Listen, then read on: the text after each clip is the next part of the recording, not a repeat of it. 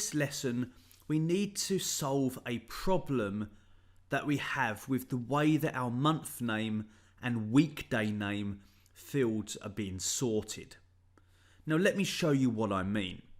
If I switch to report view, and if I insert a visual such as a table, and then over in the fields list, if I use the month name in the values area, then you can see that they're not sorted in the correct order. They are sorted in A to Z order, so April's first, followed by August, followed by December. That's not the order months should be in.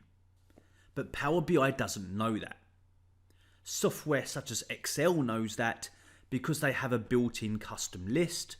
Power BI does not have that, but we will solve it.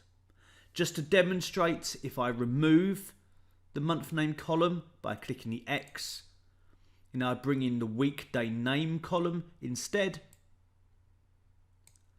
then we have the same issue. It starts from Friday, followed by Monday, followed by Saturday. So they're in A to Z order and not in the order that weekday names go.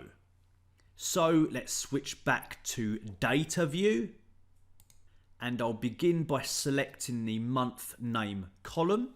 Let's sort that one first, and up on the ribbon go to column tools. In here there's a button called sort by column, and I can select from the list the column to order it by, and this is where we want month number. I can say that those words should be ordered by those index numbers in month number.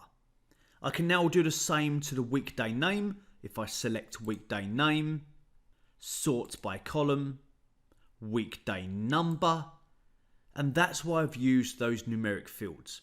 I could use them in a report, but I'm more likely going to use a word such as March or Sunday. But I've included those numbers in the dates table to drive the order of those names. Now if I switch back to report view, I can see that those weekday names are in order.